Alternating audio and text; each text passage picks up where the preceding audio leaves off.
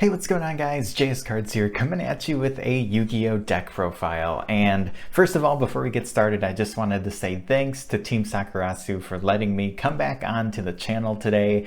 I did a Rika deck profile on here a couple months ago, and you know, Rika is a great, fun, casual deck. I love their design.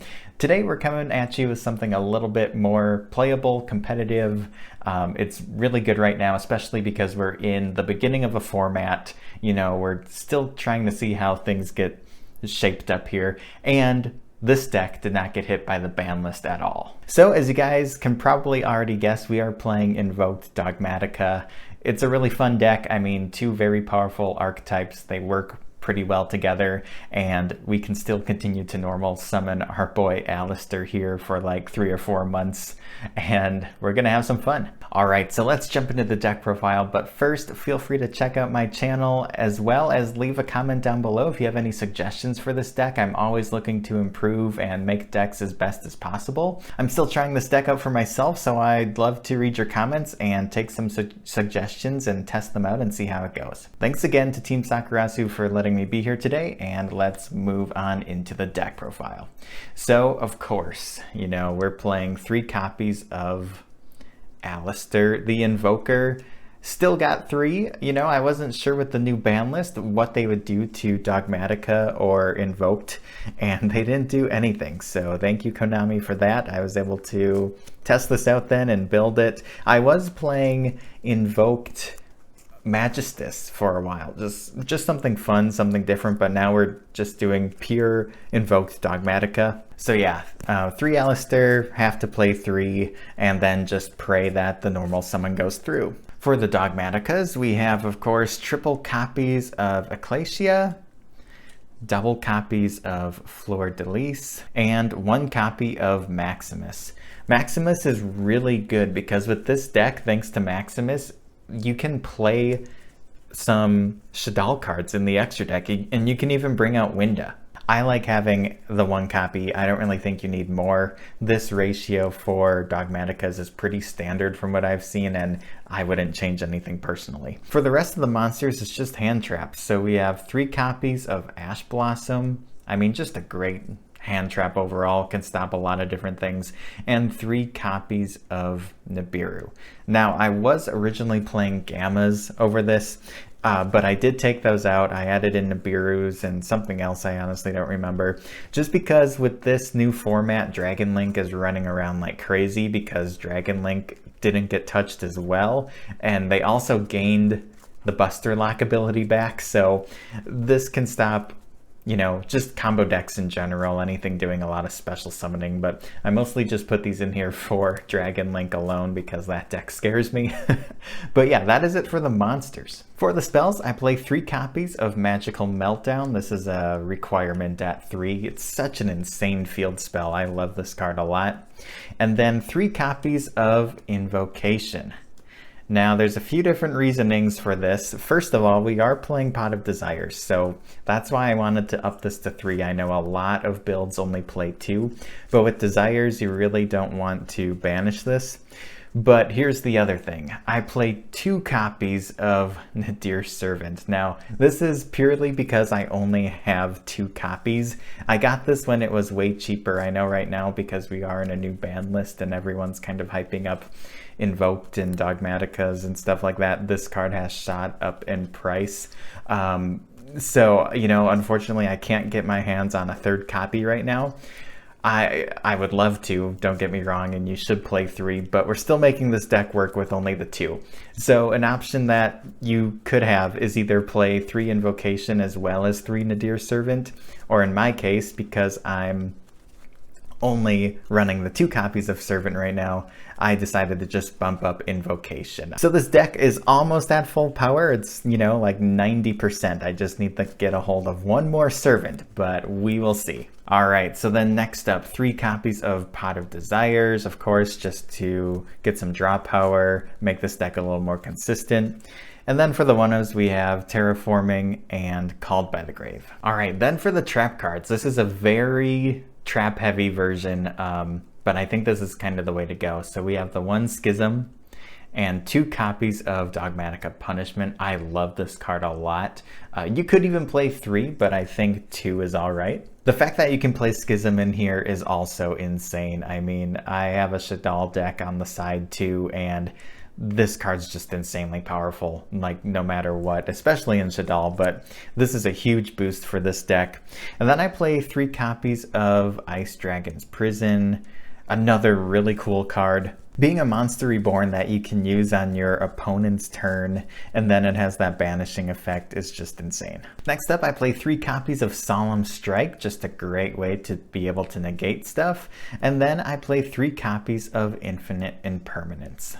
I actually just got these last week, so I'm very excited to actually be playing them. I haven't owned any since the card's been released, believe it or not, but I finally decided to treat myself, and these could be any 3 hand trap type cards though. Ghost Spell's another great option. You could even play Droll and Lock if you wanted to, so there are some other alternatives. But yeah, that is it for the main deck. Let's move on to the extra deck. For the extra deck, starting off with the fusions, I play 2 copies of Invoked Dogmatika, 1 copy of Invoked Dogmatika, and 1 Purgatrio. I think this is also a pretty standard invoked lineup. All of these fusions are just really powerful. Of course, Makaba being like the best one probably, but they all serve their purpose. After that, I played 2 copies of Titaniclad and 2 copies of Entis.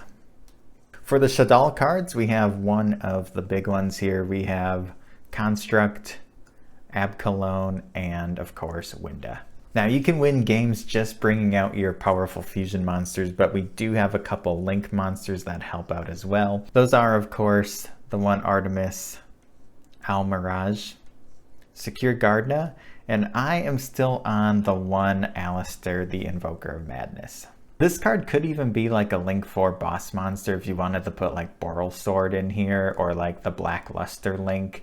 It's getting a reprint soon too, so hopefully that means more people can get a hold of that card. I still like playing this card though, because, I don't know, it's an invoked deck, you know, it fits the theme, and it's actually not that bad being able to get invocation from your deck to your hand. It's also treated as Alistair, so, you know, I'm still playing the 1, but this could really be anything if you wanted. Alright, and I usually don't show side decks, especially because this is still a work in progress, but I'm just going to basically go through this. This could be cards that you guys use. You guys can definitely add in others. It all depends, of course, on what you play against the most too, and things like that. But for right now, I'm just playing triple copies of Droll and Lockbird, triple copies of Lancia. I like having the 1 Pancratops. It's not bad for when you're going second.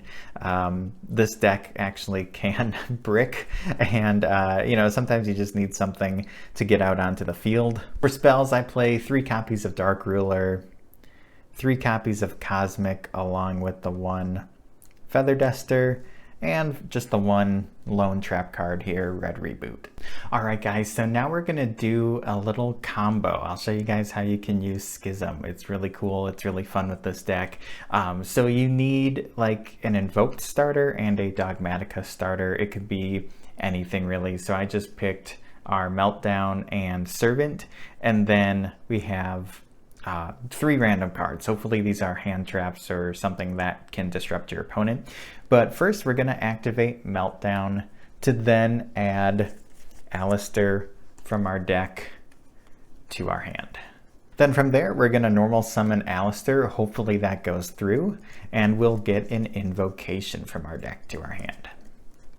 From here we're going to link off Alistair to get into our Almirage. And then we'll link away Almirage right away to then get our Secure Gardna out.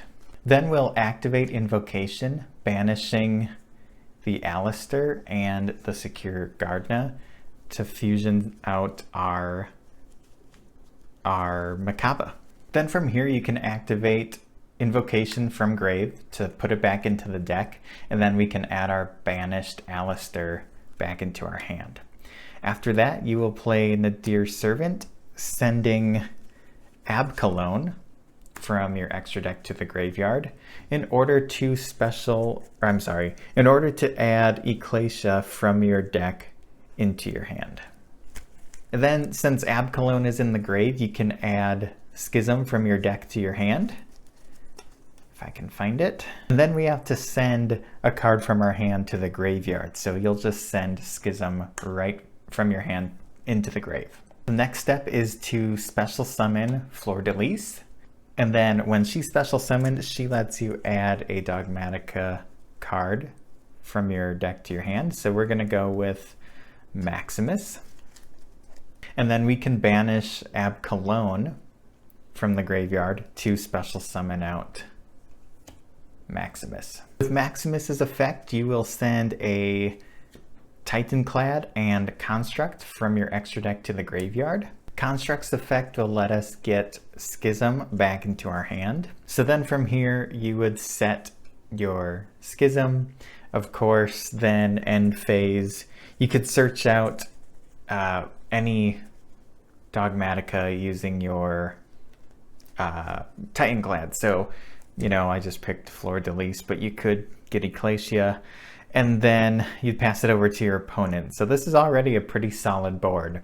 But then on top of that, on your opponent's turn, you could then flip up Schism, send your Titanclad and Shadal Construct to the banished zone, and then bring out your Winda.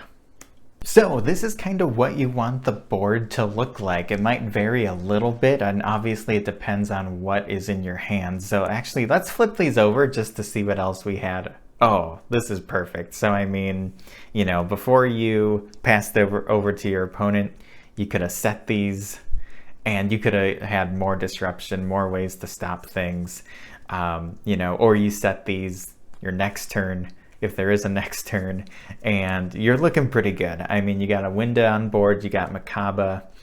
Yeah, this is what you want to see. So there you guys have it. That is my Invoked Dogmatika deck profile for the March 2021 format. I hope you enjoyed this video. Once again, another huge shout out to Team Sakurasu for letting me be on the channel today. Much appreciated. I always love bringing deck profiles to his audience. His comment section and his viewers are awesome, so it's always fun to be able to, you know, read their comments and see what's going on over on his channel. If you guys want more deck profiles and other types of videos just all about Yu-Gi-Oh, feel free to check out my channel. It'd be much appreciated, and I'll catch you guys next time. Thanks for watching, and have a good one.